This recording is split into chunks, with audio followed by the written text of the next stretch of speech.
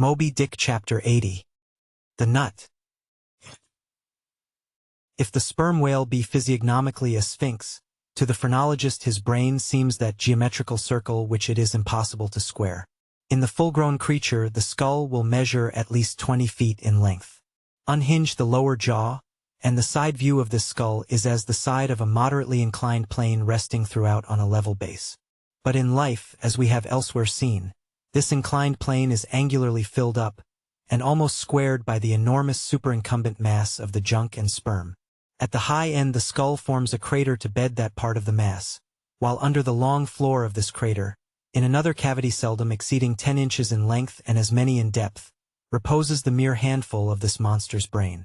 The brain is at least 20 feet from his apparent forehead in life.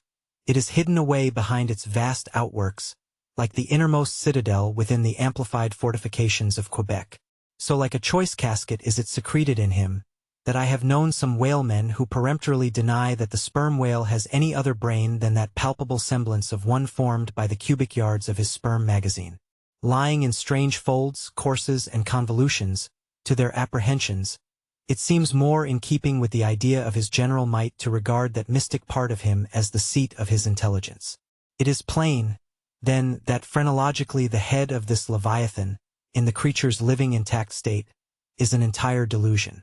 As for his true brain, you can then see no indications of it, nor feel any. The whale, like all things that are mighty, wears a false brow to the common world. If you unload his skull of its spermy heaps and then take a rear view of its rear end, which is the high end, you will be struck by its resemblance to the human skull, beheld in the same situation, and from the same point of view. Indeed, place this reverse skull, scaled down to the human magnitude, among a plate of men's skulls, and you would involuntarily confound it with them, and remarking the depressions on one part of its summit, in phrenological phrase you would say, this man had no self-esteem and no veneration. And by those negations, considered along with the affirmative fact of his prodigious bulk and power, you can best form to yourself the truest, though not the most exhilarating conception of what the most exalted potency is. But if from the comparative dimensions of the whale's proper brain, you deem it incapable of being adequately charted, then I have another idea for you.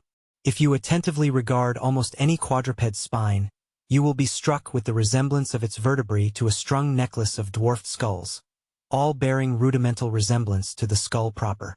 It is a German conceit that the vertebrae are absolutely undeveloped skulls. But the curious external resemblance, I take it the Germans were not the first men to perceive. A foreign friend once pointed it out to me, in the skeleton of a foe he had slain, and with the vertebrae of which he was inlaying, in a sort of basso relievo, the beaked prow of his canoe. Now, I consider that the phrenologists have omitted an important thing in not pushing their investigations from the cerebellum through the spinal canal. For I believe that much of a man's character will be found betokened in his backbone.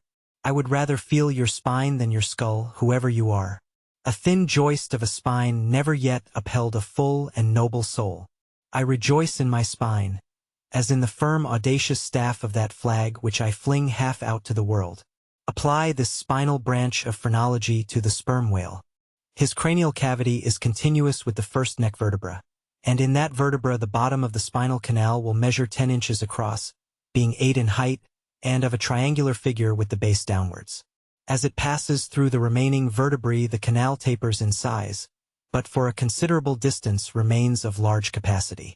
Now, of course, this canal is filled with much the same strangely fibrous substance, the spinal cord, as the brain, and directly communicates with the brain.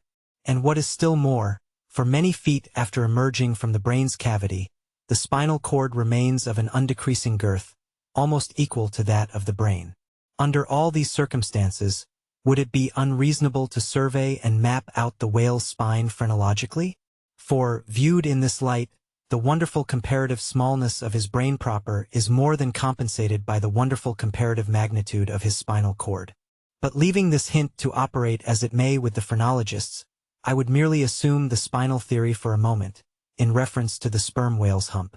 This august hump, if I mistake not, rises over one of the larger vertebrae, and is, therefore, in some sort, the outer convex mold of it. From its relative situation, then, I should call this high hump the organ of firmness or indomitableness in the sperm whale. and that the great monster is indomitable, you will yet have reason to know.